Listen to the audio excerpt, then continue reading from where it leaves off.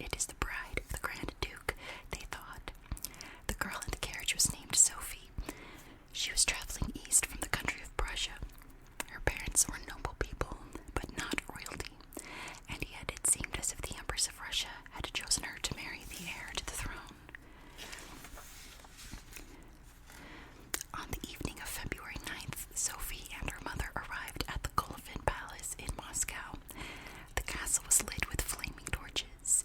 Sophie unwrapped the furs that had kept her warm on the long trip. She was dressed in a rose-colored silk gown trimmed with silver. She smoothed her dress and her hair. Then she stepped into the palace and waited to meet Empress Elizabeth and her future husband, the Grand Duke Peter. On this night, she was still Sophie of Prussia. Soon after, though, she would be given a new name, Catherine. She would adopt Russia as her own country and work to transform it into one of the most powerful nations in the world. The people of Russia could grow to love her. They would call her Catherine the Great. Chapter 1: A Good Marriage. Sophia Frederica Augusta von Anhalt-Zerbst was born on May 12, 1729, in Stettin, a military town in Prussia. Sophie's father was Prince Christian August von Anhalt-Zerbst. Although he was called Prince, his family was not so very important. His wife was Princess Johanna Elizabeth of Holstein-Gottorp, a highly respected family in Prussia, which was an important part of the German Empire. Prince Christian was much older than Princess Johanna. She had wanted a life filled with fun and pleasure, but her husband gave her none of those things. When Sophie was born, Johanna was disappointed that she had not had a son. So when Sophie's brother William was born 18 months later, Johanna gave most of her attention to him, sometimes ignoring her daughter until young William died of scarlet fever. After the loss of William, Johanna often went to visit her wealthy relatives and took Sophie with her. She even took her to the court of Frederick II, the King of Prussia.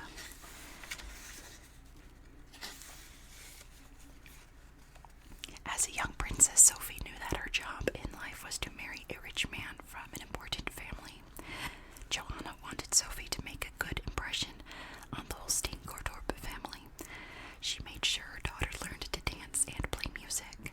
She spoke German, which was the language of Prussia, and French. When Sophie visited her relatives, she listened very closely to everything the adults said. She learned all about the important families in Europe. Sophie also carefully watched her mother. Johanna liked to brag and to be the center of attention. Sophie could see that this type of behavior made her mother unpopular, and she did not want to follow her example.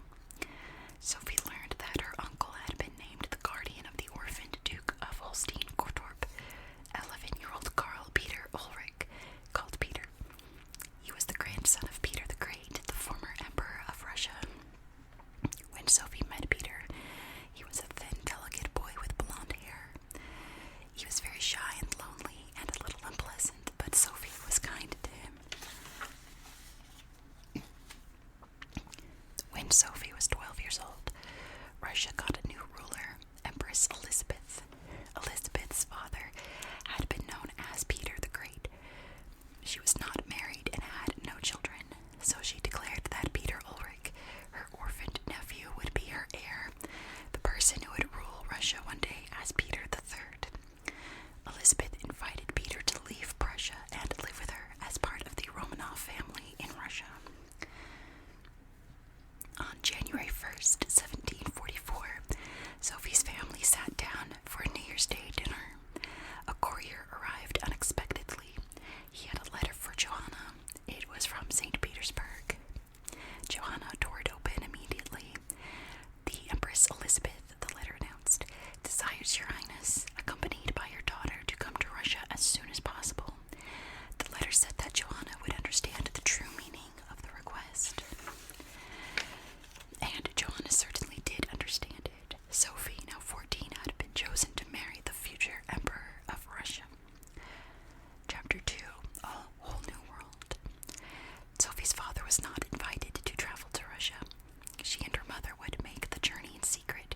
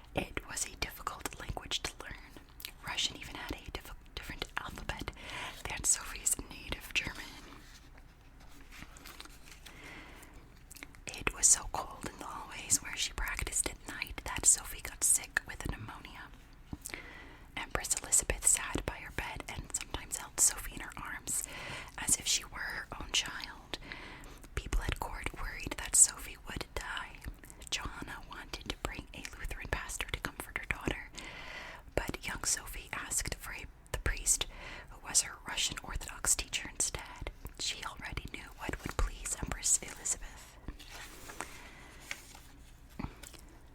Although Sophie didn't know it, news of her illness was the talk of Moscow and beyond. Her chambermaids knew that she'd gotten sick by studying Russian late at night. They told the other servants, who passed the news around the palace and out into the city. Soon everyone was praying for the foreign princess who loved their country so much. She seemed to be nothing like Peter, who only spoke German, as he had in Prussia, and didn't like his new country at all. In April, Sophie recovered. She appeared at court for the first time on her 15th birthday. She still looked pale and thin, but she discovered that while she was sick, many people had come to respect and even to love her. Elizabeth quickly moved forward with plans for the wedding. Then disaster struck. Elizabeth found out about letters that Joanna had been sending to the King of Prussia. In the letters, she talked about trying to get Elizabeth to get rid of her vice-chancellor. The Prussian king wanted him replaced with someone who was friendlier to Prussia. The letter showed that Joanna was a spy. Sophie was terrified that she would be sent home, but Elizabeth didn't hold her mother's crimes against her. She allowed Joanna to stay in Russia until her daughter's wedding. Then she would have to leave.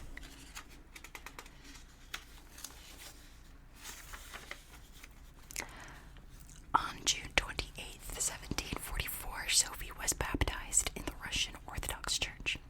She recited her Orthodox vows by heart in Russian.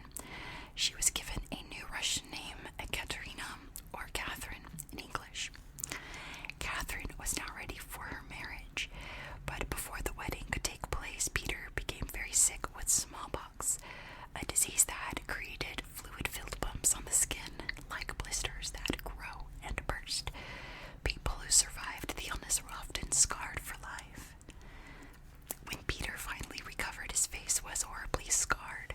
Catherine was determined to show that she didn't care what Peter looked like, but the first time she saw him after his illness, without meaning to, she winced. Peter was a very resentful boy. He never forgave her for making him feel ugly, even if it was by accident. From then on, Peter would never be her friend. But on August 21st, 1745, he became her husband. Chapter 3, A Lonely Life. Catherine never forgot how kind Empress Elizabeth had been to her when she was sick. But Elizabeth was not always so nice. As the Empress, Elizabeth was used to being able to do whatever she wanted. If she was in a bad mood or Catherine displeased her in any way, she would punish her. She also wanted complete control over the new couple. If any lady-in-waiting became too friendly with Catherine, Elizabeth would send her away. When Catherine's mother went back to Prussia, she left behind a lot of bills that had not been paid. Catherine vowed to pay her mother's debt with the allowance that Elizabeth gave her. This was almost impossible because Catherine had plenty of expenses, gifts for people at court, and her own fancy wardrobe. Her title was now Grand Duchess, and she had to live up to her new role.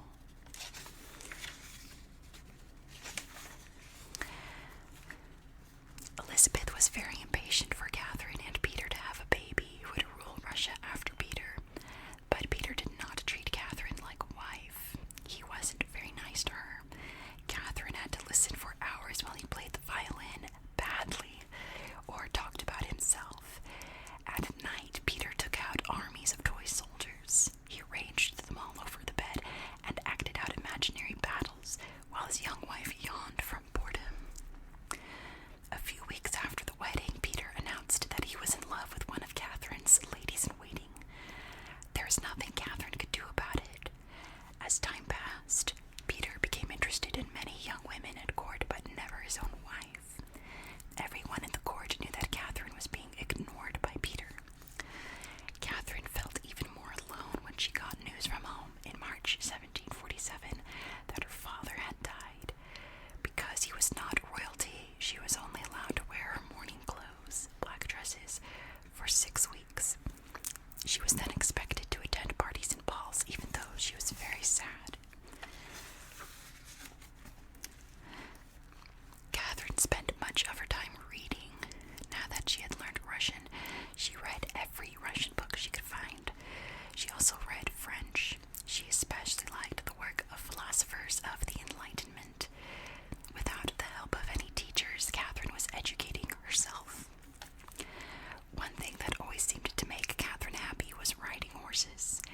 At that time, women usually rode sitting sideways on their horse. Empress Elizabeth insisted that Catherine ride that way, but Catherine liked to ride very far and fast, and she couldn't do that while riding side saddle. So Catherine invented a secret saddle that could change positions.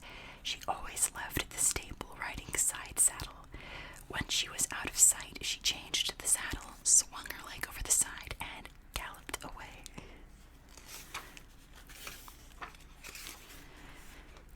In 1751, Empress Elizabeth assigned 3 young noblemen to be Peter's gentlemen-in-waiting.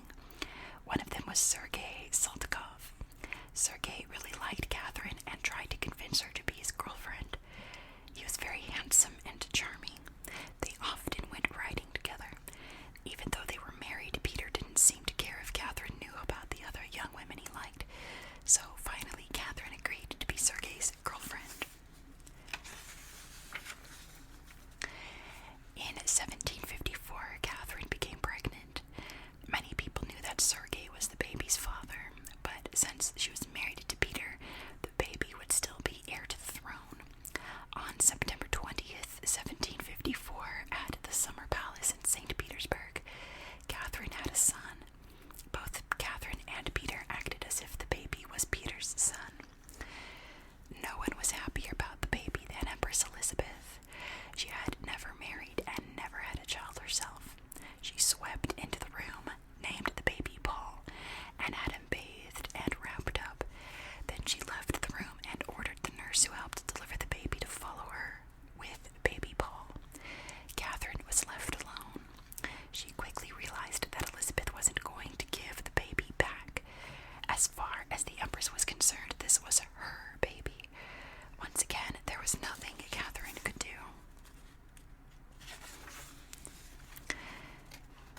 17 days after Paul was born, Elizabeth gave Sergei Saltykov the important mission of announcing to other countries that Peter and Catherine had had a baby who was the heir to the throne. He was to leave immediately for Sweden. After that trip, he would be assigned to go to Hamburg, a city-state that was part of the Holy Roman Empire, to be a Russian representative there. Sergei would not be coming back to Russia. Catherine was alone again. Chapter 4, An Uncertain Future. Catherine took her role as Grand Duchess very seriously. Pardon me. I've had some throat issues with my esophagus lately. It's a normal thing to worry about. Catherine took her role as Grand Duchess very seriously, but she still wasn't treated well. Now that she had a son who was heir to the throne, she decided to demand more respect. Instead of being shy, she began speaking to whomever she wanted to. She stopped worrying about what Elizabeth thought. She became close friends with the British ambassador and the Russian vice-chancellor. She impressed them with her knowledge and intelligence. These men came to see that Catherine would be a better ruler than her husband Peter, or even Elizabeth herself. But even talking about this was a very dangerous idea. Plotting against the current ruler was a crime. One nobleman that Catherine spoke with often was the Polish secretary of the British ambassador, Stanislav Poniatowski. Stanislav Poniatowski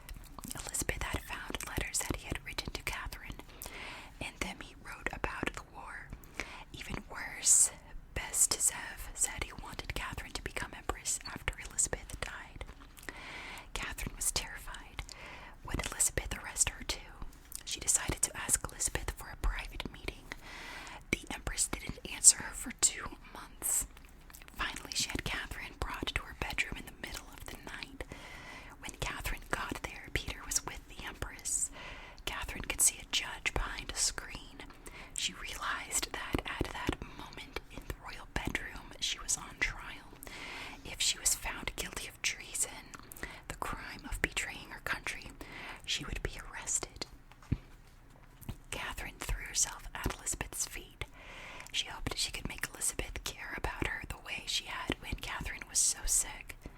Catherine cried about how lonely she was, insisted that she had never been disloyal, and begged for Elizabeth to send her home to Prussia. She did not want Elizabeth to be angry at her son, Paul, if she was found guilty. Elizabeth softened. Peter was furious. He hoped to get rid of Catherine and marry his latest girlfriend. He angrily claimed that Catherine was lying, but Elizabeth was annoyed at his rudeness. She declared Catherine innocent and sent her back to her room. Catherine was saved. Even though she was Prussian, Catherine was completely loyal to Russia in every way. But Peter made no secret of the fact that he was still loyal to Prussia. As the war continued, he openly celebrated whenever Prussia scored a victory against Russia. He also gave the King of Prussia any secret information he could to help him beat Russia in the war. This was treason. He was expected to consider Russia his home the way that Catherine did. But Peter was betraying the country he would one day rule.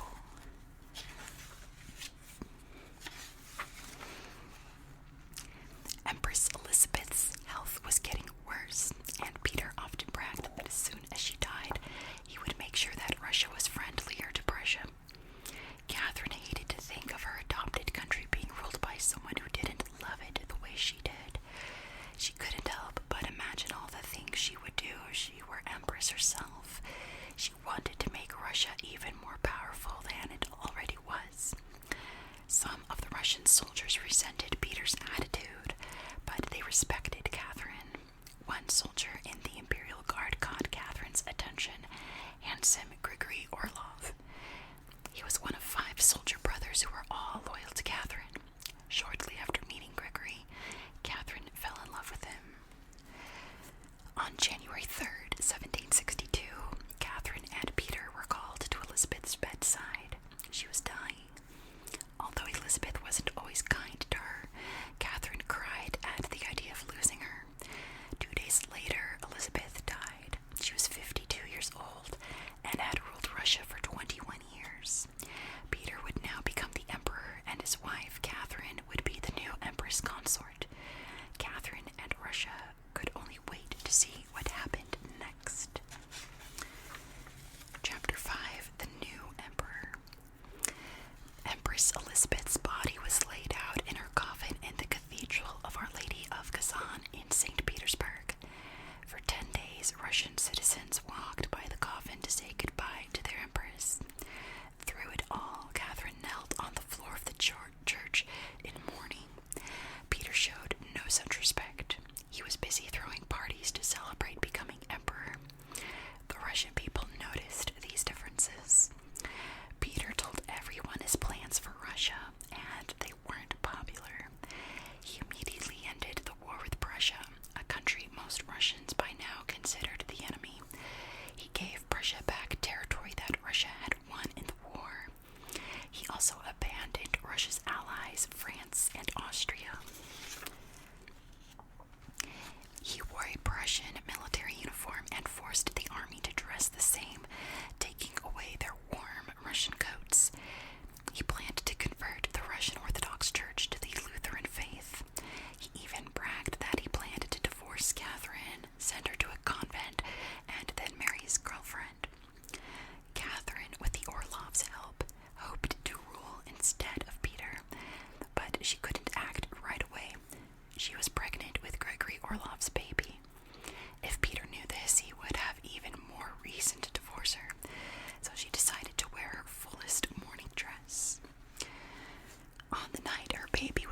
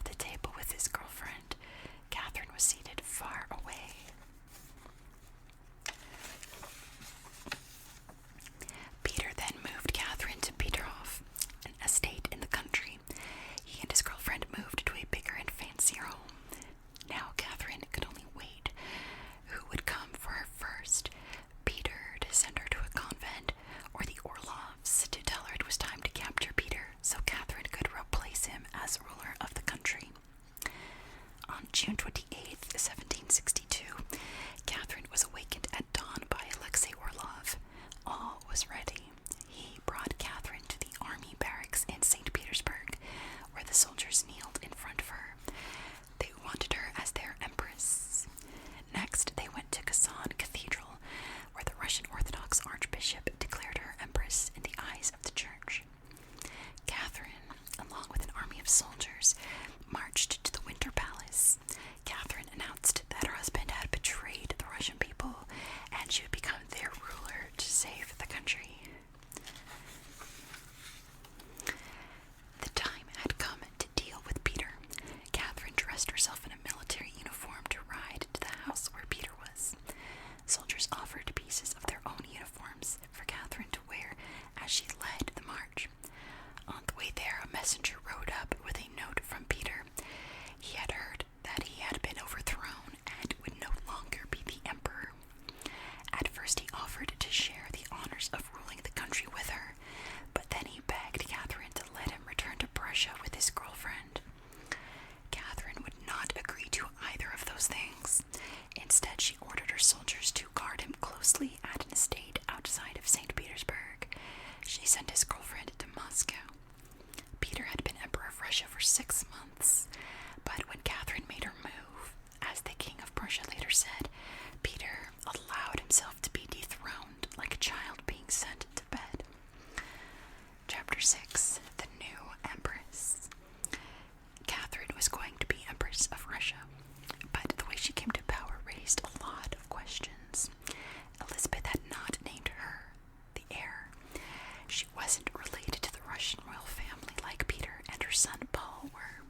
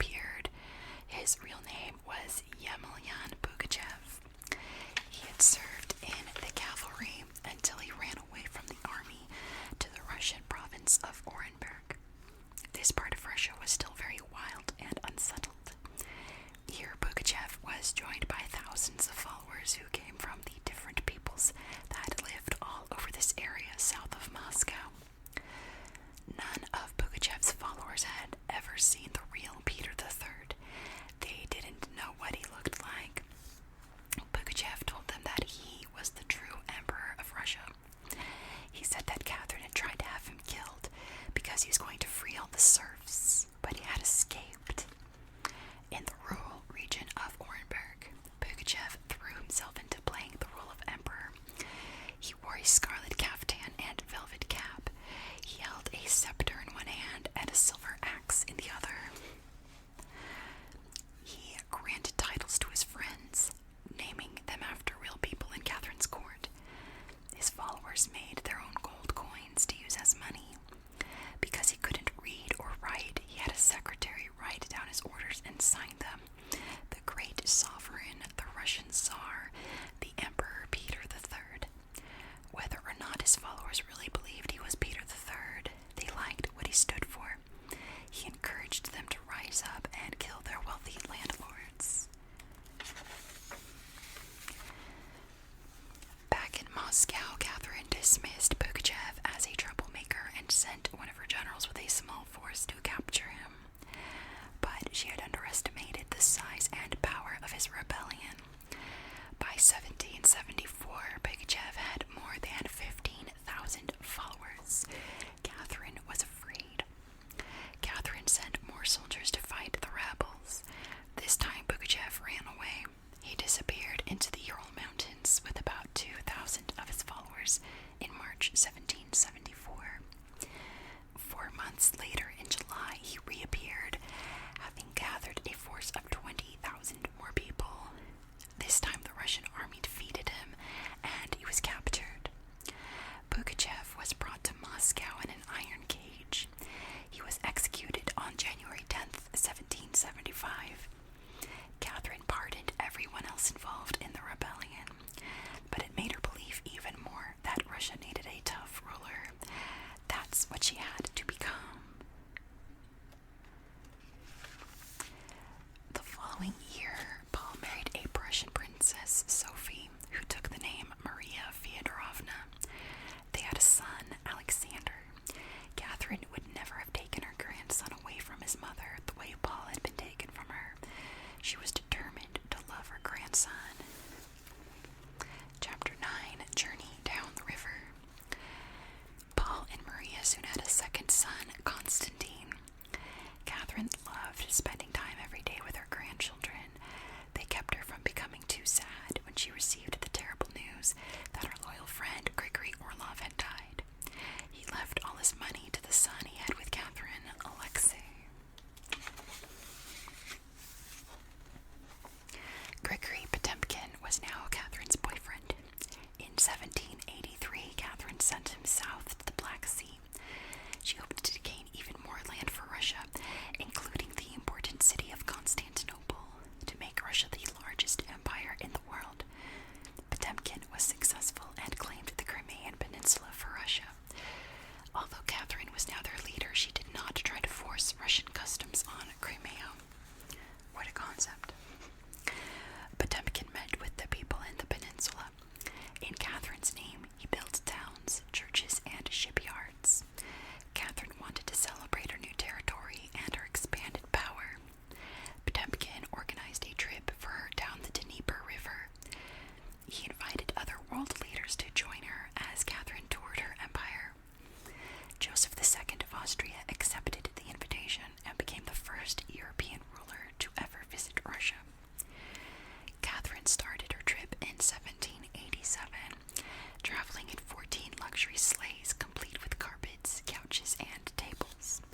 The big sleighs were followed by many smaller sleighs full of servants, hairdressers, musicians, and even silver polishers. At every stop, the journey cooks went ahead to prepare great feasts.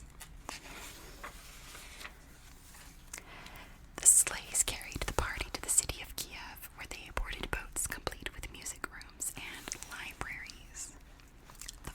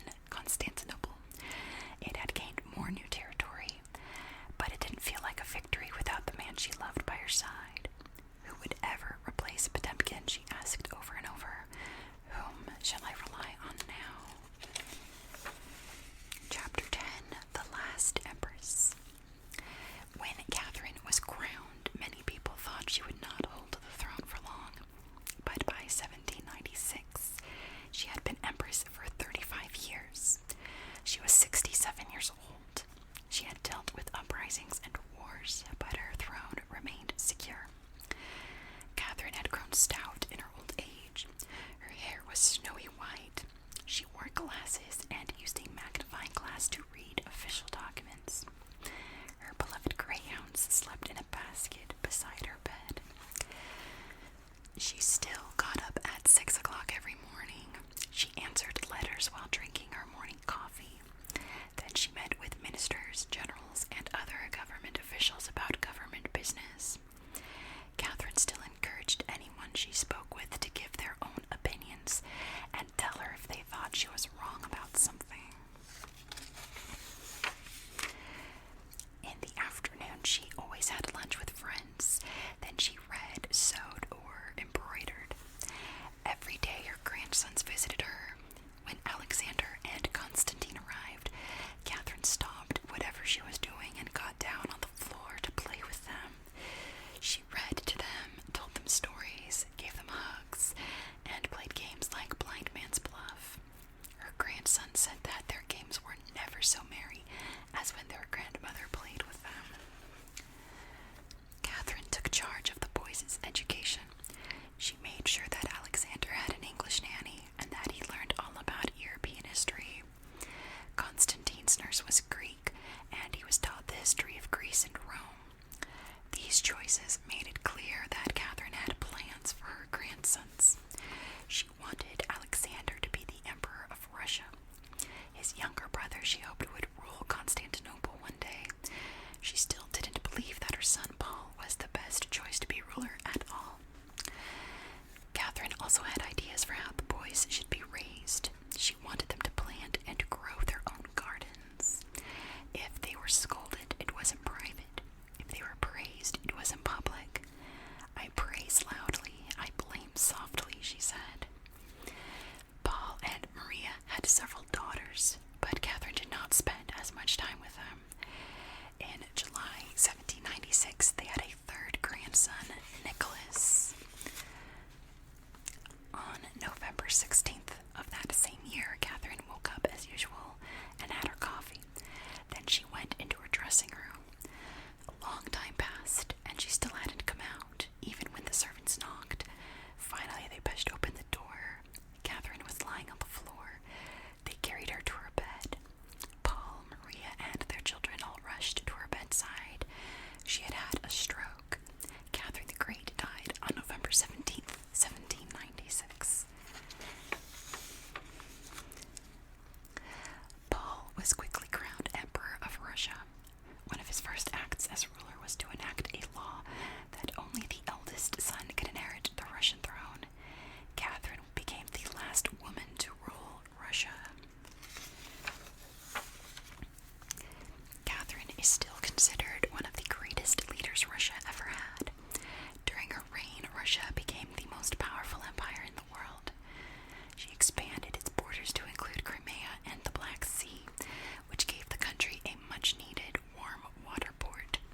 The new cities of Kherson, Nikolaev, and Sevastopol